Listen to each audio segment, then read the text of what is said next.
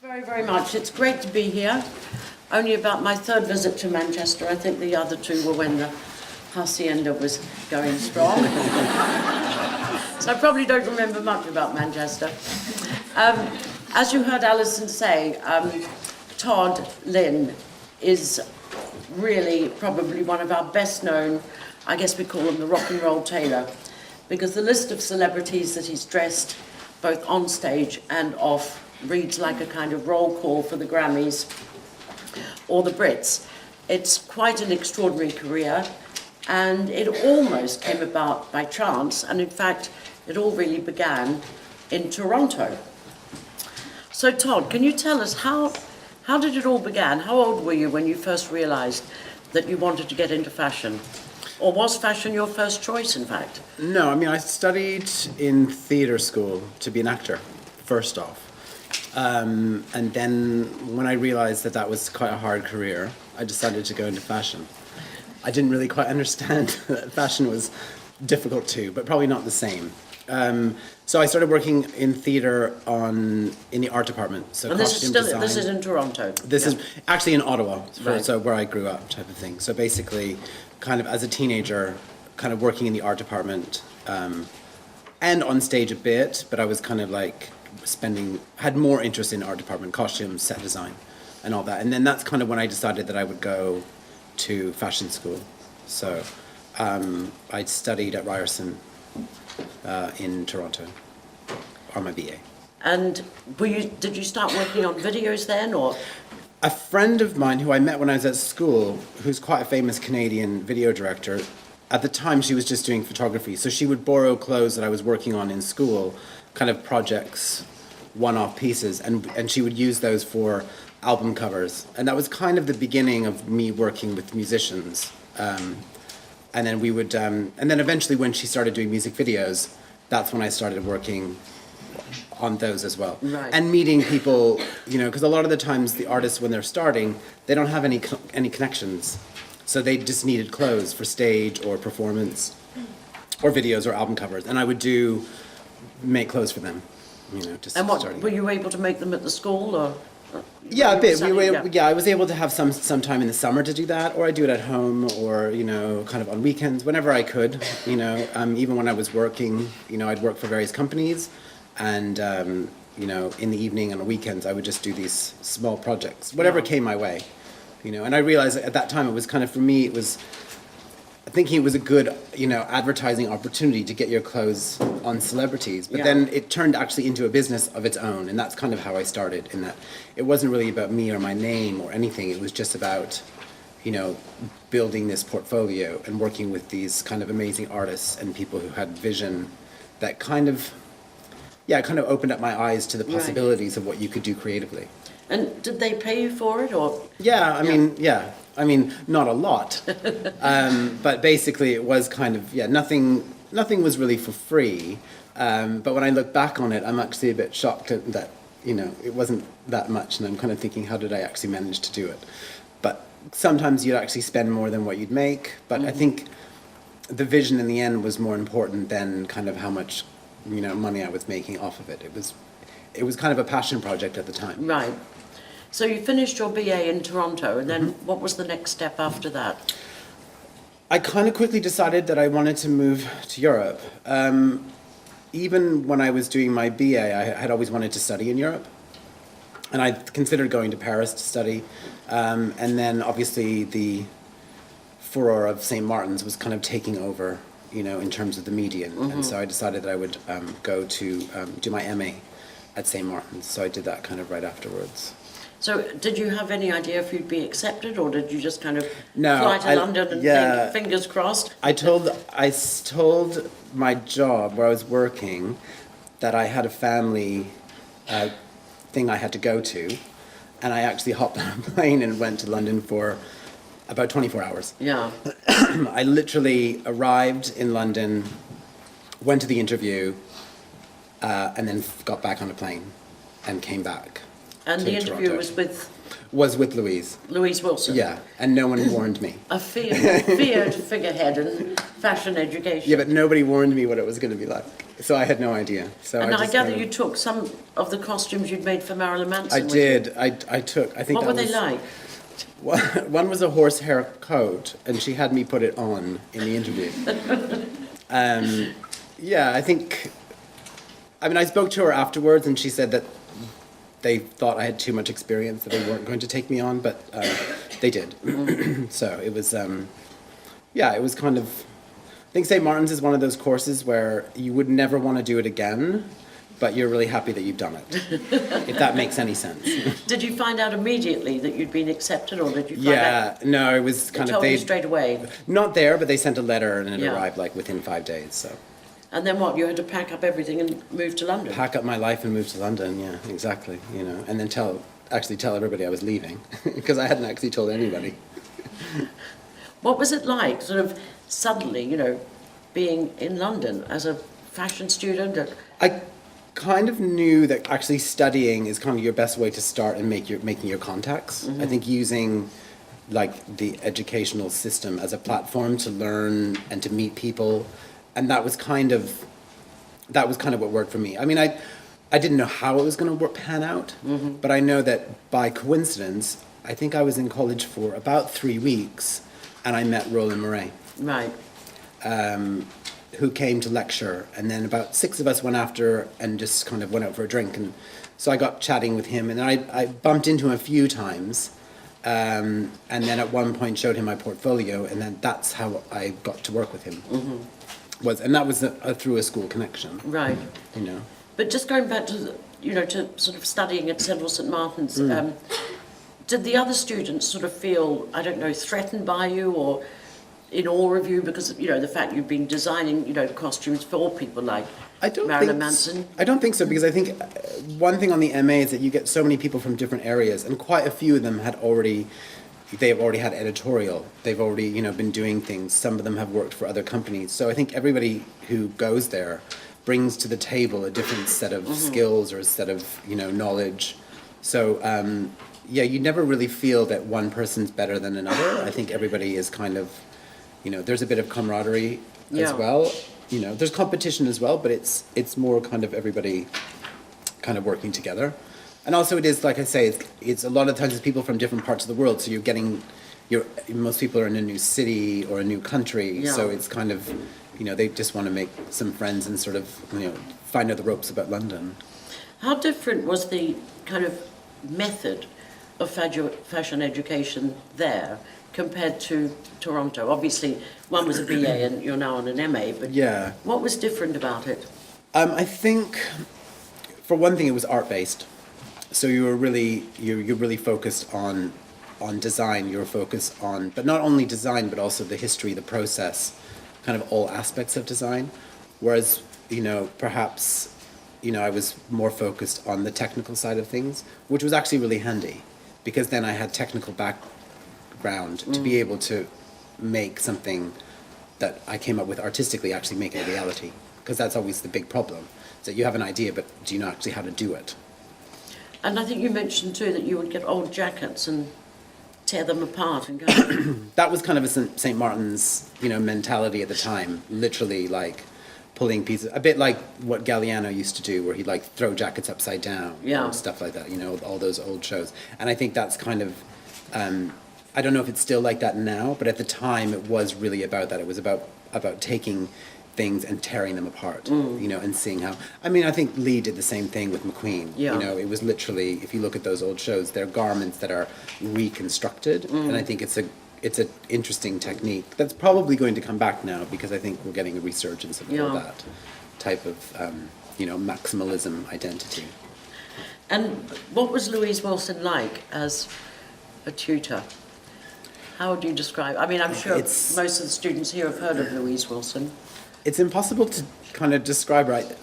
I mean, I think she's incredible. I think she often, once you've done the course, I think she gets the raw end of the stick a lot of the times. People sort of seem to focus on the outrageous things that she does, rather than the reality that I think 27 shows in London Fashion Week are her students. Yeah. It's insane. I don't think any other educator or any other school has that type of record. So people tend to focus on the outrageous aspects of her education technique rather than the reality of what she actually does and what she gets through. And in reality, she cares more about the students quite often than they do about their own work. You know, she just wants them to have good work. And I think, yeah, like I say, I wouldn't want to do it again. But Was she tough? I mean, would Yeah, she come she's up to you really tough. sometimes and say, that's absolute shit? yeah, You know? absolutely. Oh, she'd say worse than that. Some things I won't repeat. But I think her heart is always in it, you know, and I think her frustration is that quite often the students aren't willing to give what they need to. And I think that's her frustration with it, yeah. But by this time, obviously, you were obviously like 100% committed. You know, you knew that this was your career, your path. Yeah, absolutely. I think one of the things that she does is, excuse me, she takes you and kind of breaks you apart, kind of shows you what you should be doing, kind of like, you know, in case you kind of go down a different path. Because quite often what she wants to get people to do there is to do the best that they can do. So, you know, if you make tracksuits, that's going to be what you're going to make, but you're going to make the best in the world. Yeah. It's her attitude. It's not necessarily that one thing is better than another. It's that whatever you do or whatever you choose to do, you've got to be the best. And so for me, she really thought, you know, you really need to focus on what you've been doing. You know, this kind of rock and roll thing is what you're about. So you need to do it, but you just need to be the best. Right. And that was kind of her push. Were you focusing specifically on menswear or women's wear, or did you try and combine both? I started the course with women's wear and then I shifted to menswear, but in reality, I don't think there's much difference, Yeah. and even less now than there was then. I think the aspect of fashion is that fashion is something that makes you feel differently when you put it on. It's not necessarily menswear, women's wear, Right. or anything. And I think the lines are blurred. So for me, it didn't really matter. Rock and roll clothing. Yeah, exactly. And a lot of the times, the menswear that I would do, it was always the women that were around me who wanted to wear it. And I found that really fascinating. So when you went to work with Roland, what were you kind of specifically working on there? When I went to work with Roland, I was really the technical person because he didn't have any of that training, you know. So I would kind of make his ideas a reality.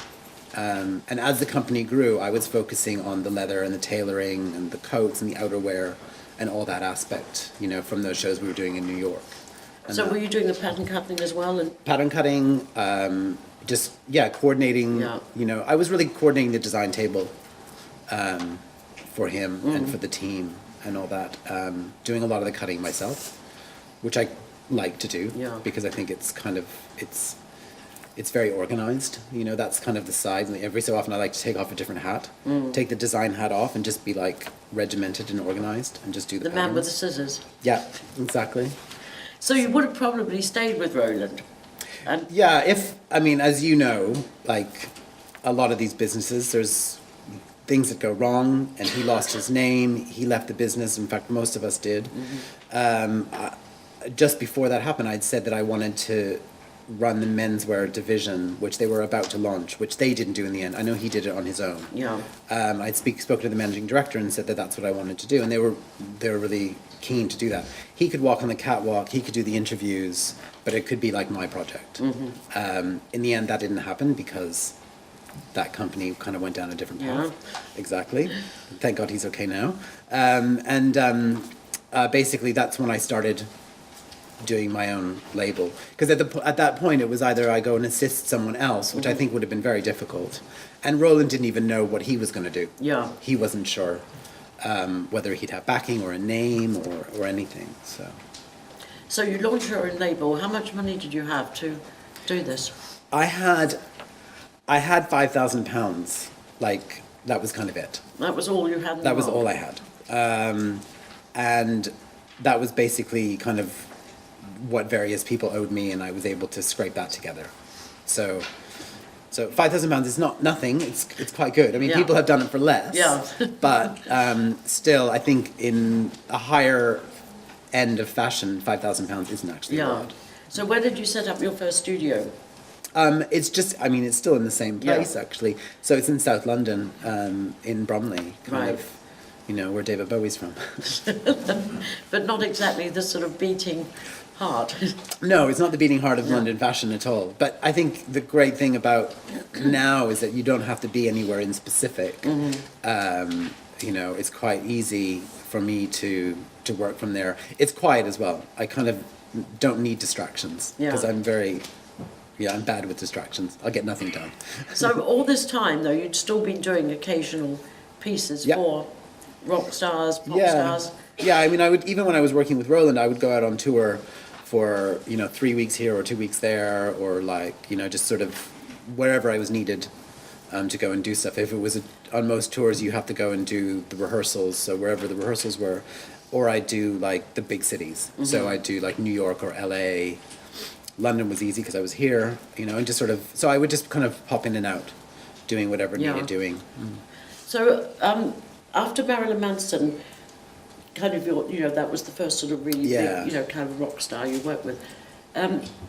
Who came next? Was it you two or the Stones? Yeah, it was quite funny actually because I did U2 kind of was the next big one that I did, and in a weird way, in the world of rock and roll style-wise, they're not like obviously the most important style band, but in the rock and roll tour world at the time, that was the pinnacle, because there was a lot of money around, and I was really spoiled.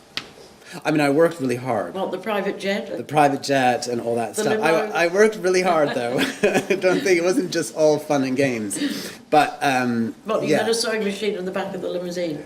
practically, almost. I mean, there was one in the hotel room, and I did have, you know, I did have access to people to do work and stuff. So, I mean, but that's a huge machine, and not every rock tour is like that, or rock stars are like that. So, you know, I mean, you did that, and then of course, then I did the Rolling Stones, which is equally, actually a slightly bigger machine. What but was it still. like doing fittings with Mick Jagger?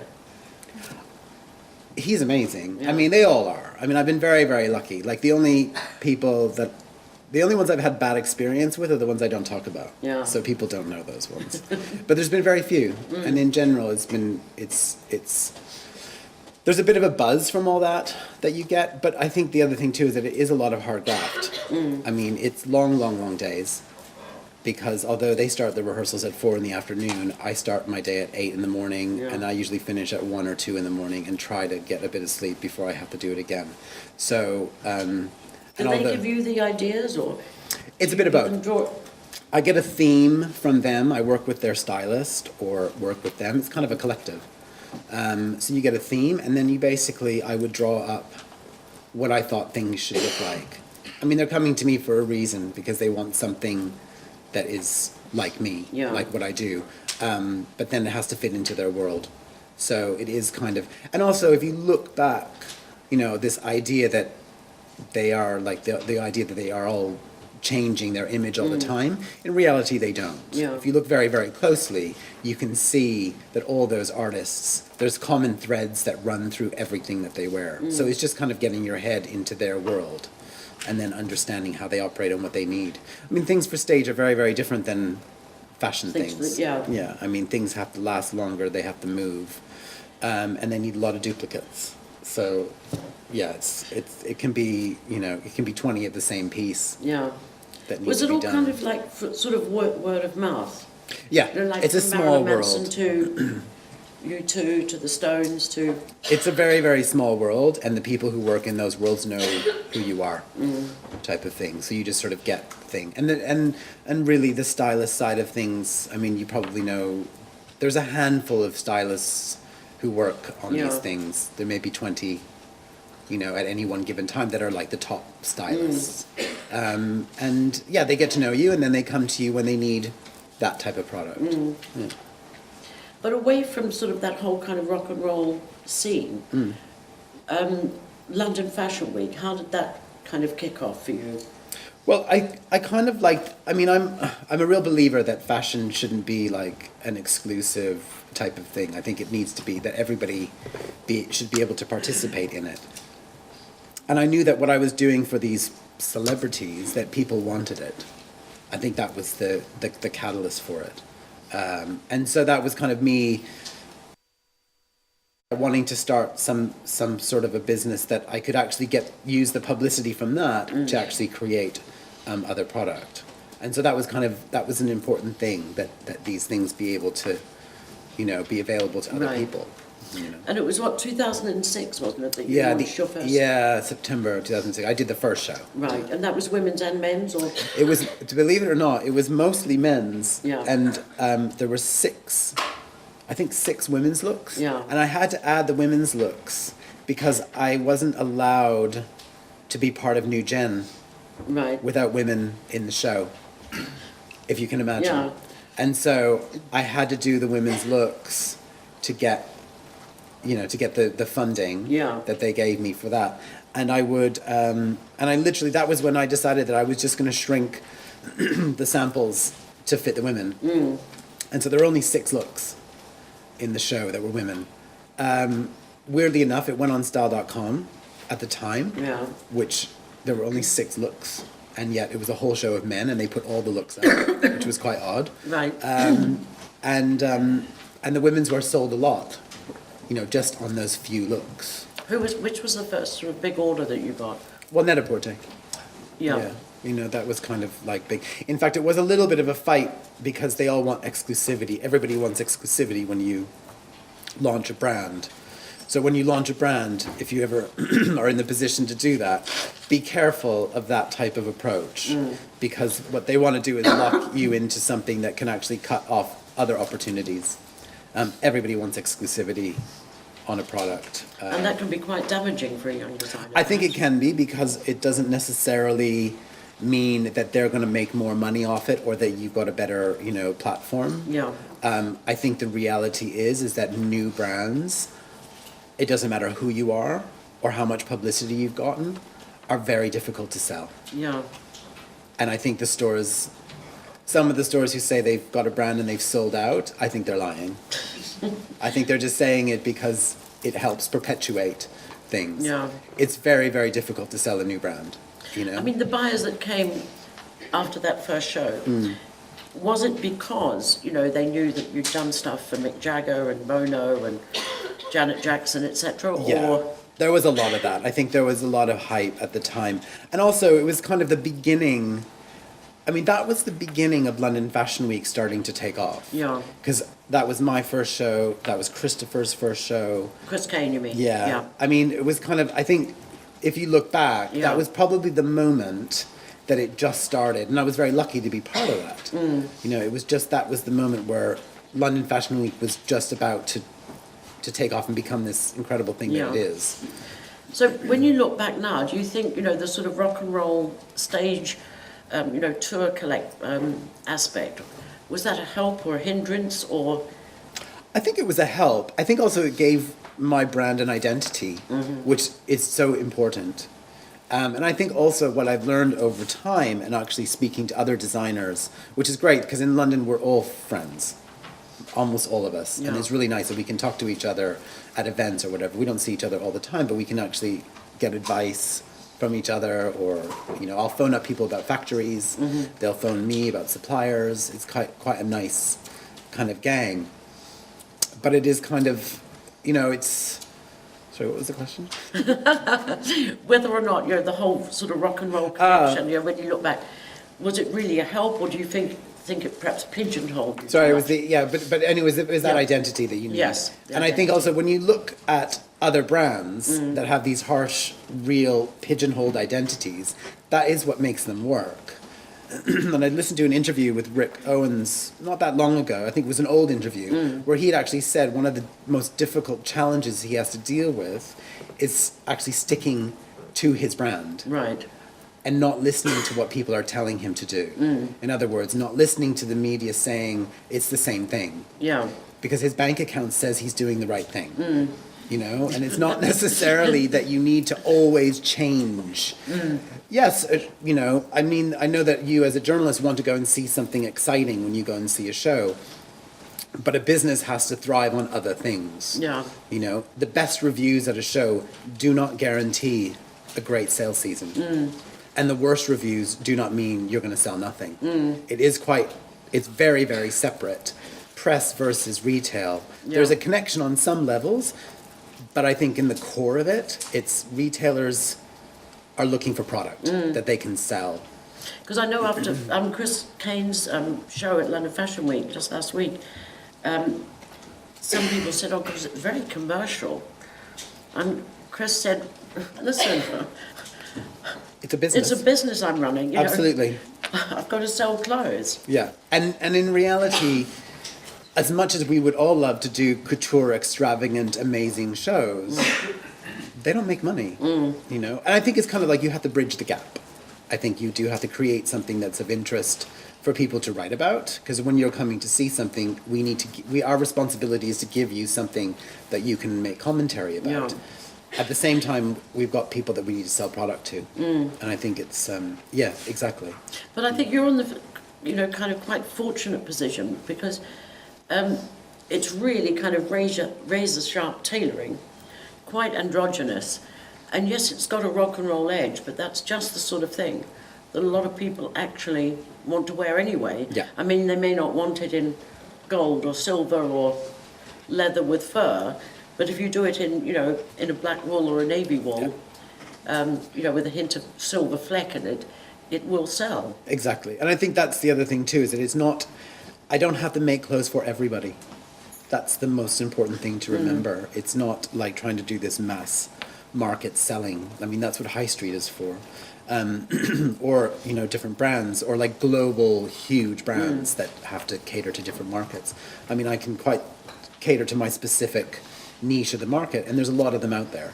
You know, it's not Yeah. a small group. But you said, I think you told me you wanted to keep your brand quite small, and what you've still got the same studio in Bromley, and just 3 people. Yeah, exactly. There's 3 people plus me. Yeah. So there's 4 altogether. Yeah, because I think in the end of the day, I'm not trying. I mean, I think the identity of a global brand is very different. I think if you go down that path, there's certain sacrifices that you need to make, and I think there's lots of amazing brands out there that have stayed niche and just have a great product and a great identity. And I don't think they need to be global, you know. I think Who would you slot into that category? I would say for example? Rick is a good example Yeah, Rick of that. Owens, I think yeah. he's got a very, you know, obviously he does have a mass appeal on some level, but it is a very specific product. I would say, I mean, Andy Meester is another Yeah. one. Anybody in that Dries group. Van Noten to a Dries is a certain- really good example, and Dries is one of those examples where it's kind of like it's an independent company, I think. And he's never advertised. Never advertised. I'm sure that he has one of those really nice, I'm guessing kind of 40, 50 million business, which is kind of brilliant. You know, why does anybody need any more than that? Yeah. And I think that, yeah, he's a really good example of someone who's like kind of maintained such integrity and just done what he wants to do. At least it looks like that from the outside. You know? Now, with all the sort of connection with rock and roll, and I know you studied guitar briefly. Yeah. Have you ever wanted to sort of get up there and... I would probably, yeah. I mean, in another life, yes. I mean, now that when you work with all these people, you can see that they have extraordinary talent that I don't have in that level. I couldn't do that type of thing. I mean, it is quite amazing when you see these people do what they do. There's a reason that they've gotten that far. So for me, no. but you never know. And is there any one person that you haven't dressed that you would love to dress? I mean, to be fair, it is a bit cliche, but I've never worked with Bowie, and he's kind of one of those ones where I think he's got such integrity with what he does. I've got friends, in fact, the video director I mentioned earlier works with him a lot. And so there was actually an opportunity at one point to do something, but the timing didn't work out and I couldn't do it. But I think, you know, there's several. I mean, there's so many new artists that come along. And of course, the big problem with the new artists that you would love to work with is they have no budget and no money. So I have to be able to give them something, you know, in order to make it work. And then the bigger artists are the ones with the budget and not necessarily the ones that you necessarily are striving to work for, but, you know, it's kind of like a catch-22. You know. Do you have a kind of continuous sort of 5-year plan? What are you kind of looking ahead to doing at the moment? Well, I think I think a lot of the time, I mean, at the moment, I think it's about having your own retail space. I think that was one thing that I would like to be able to do, because it would be great to be able to have the vision complete. Because I think the problem is that when you're selling product or when you're working through artists, your vision is always, skewed. So it's not really the real vision. So I think having my own retail space, in London, because I'm here, would be kind of good. Yeah. And I think that it kind of helps all aspects of the business as well. I think most people who have that, their business changes.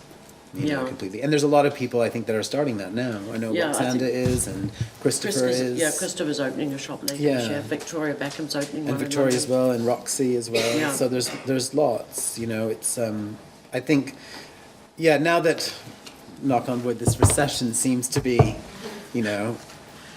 drifting away, exactly. We hopefully will see some, exciting things in London and London Fashion Week, and, with everything from new brands to retail and, everything kind of changing. Yeah. Now, in recent years, you have been concentrating more on women's wear. Sort of, in contrast to, the first collection when it was 6 women. Yeah, now it's the opposite type of thing, practically. Yeah. Yeah, well, I mean... What caused that and why? I think it was a business decision at one point, and it was also because at the beginning you could actually sell menswear and women's wear together. I think years ago there were quite a few brands that would do that. Their menswear was sold with the women's wear during women's market, and now that menswear is such a big business, it is very, very divided. Yeah. The men's calendar and the women's calendar just are 2 separate things now. So the intention is to start the menswear proper Right. soon, but it does have to be its own thing. It has to exist. I mean, I know a lot of people do pre-collection with men's. That kind of works. Right. But in terms of catwalk women's fashion wear, it needs to be its own separate thing. Yeah. Do you have a favourite female star that you've dressed? I mean, they're not always in tailoring, are they? No, not always. I know PJ Harvey, yes. I mean, PJ Harvey, Polly is a good friend Yeah. of mine. I met her actually when I was on tour with another band and she was supporting them. And I think I actually went to her place a few weeks ago and we were chatting, and complimentary, she only wears me and Anne, which was is nice. quite Yeah. incredible. I mean, that's like a nice compliment, and I didn't realize that. And there's the potential to do work together as well in the future, because we spoke about that as well for her next project. We all love the Beyoncés and Rihanna and all that. I mean, they're incredible, so I love working with all those guys as well. I like anybody who, I like those rock stars, those women that have kind of, a strength of character. Guts. And they have guts. Yeah. Yeah. I think it's really, really important that they've got that kind of attitude, that they can kind of do that. Shrinking violets. Do you think your career would have, as a fashion designer, would have taken off if you hadn't kind of had that rock and roll foundation? I think it's difficult. I think every fashion designer has to have a story. I mean, I think for me it's the reality that that's where I come from and that's what I've done. Yeah. And I think it's kind of like when you look at people like, Lee McQueen coming from, his time on Savile Row, or, I think kind of whenever you have that type of story, it's easier for people to comment on and to Right. talk about. And I think that helps. So would it have worked? I don't know. But I think, is it paramount in part of it? Yes, I believe it is. Yeah, for sure.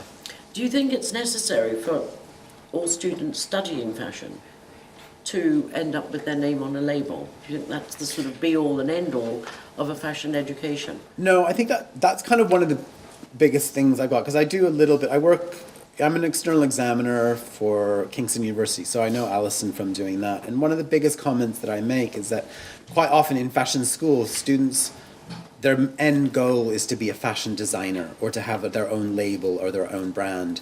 And I think in reality, number one, it's really hard.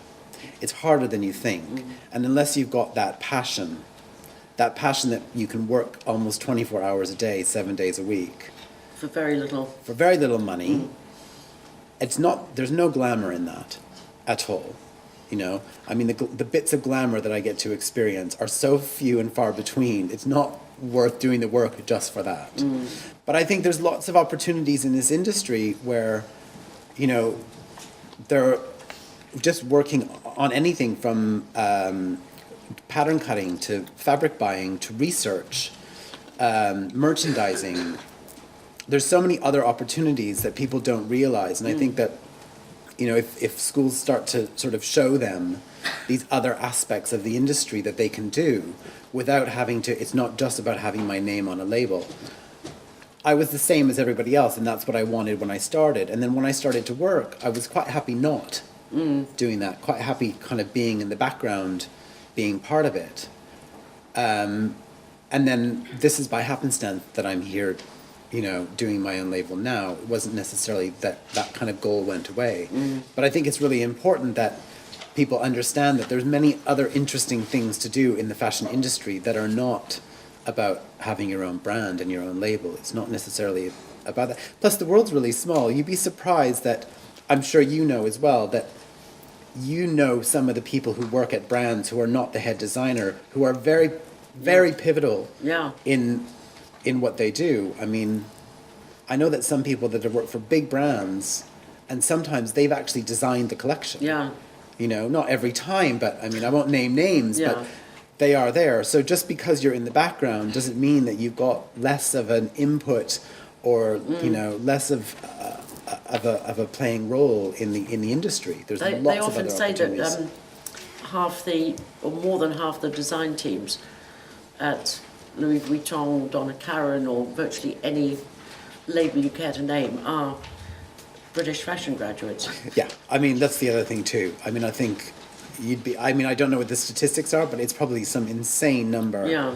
of British students that are working for these companies and actually, you know, making fashion happen.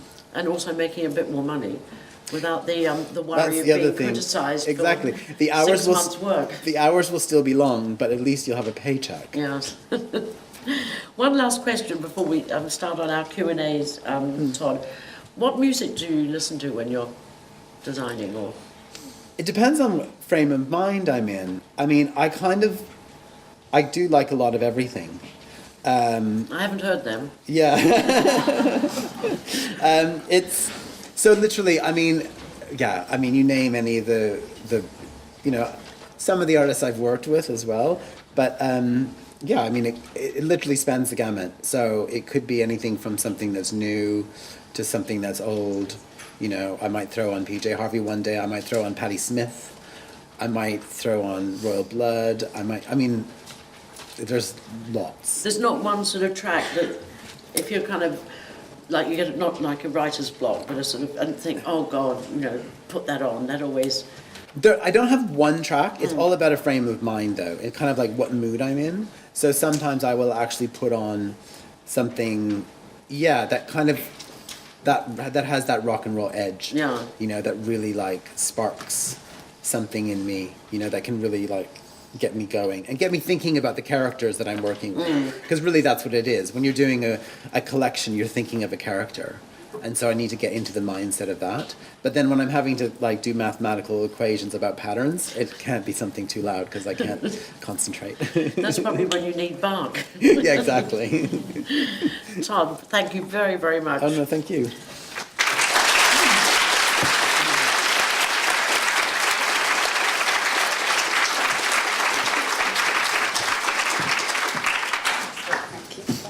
Cool.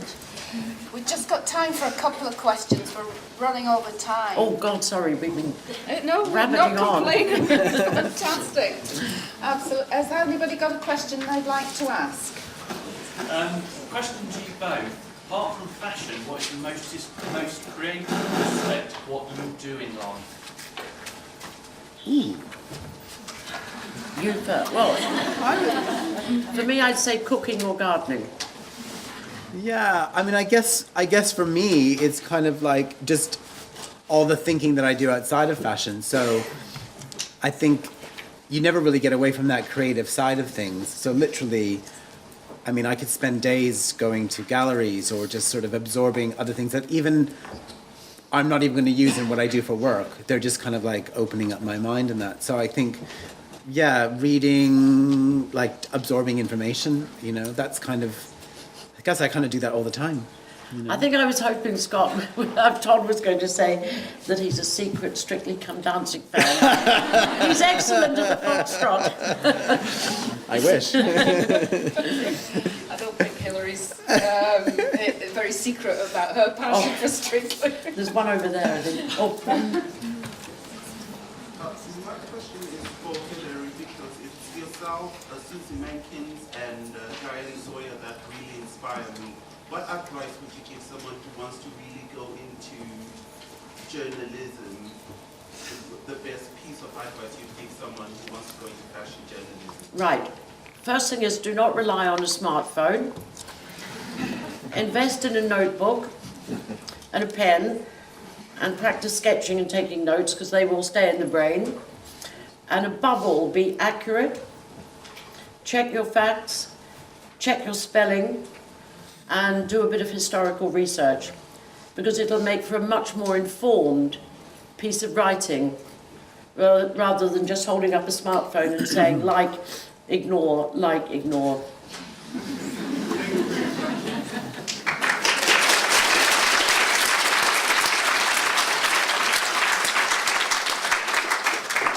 Enormous thank you so much for that. No, not at a all. real insight into everything. Thanks Good so fun. much. Yeah, great fun. Thank you.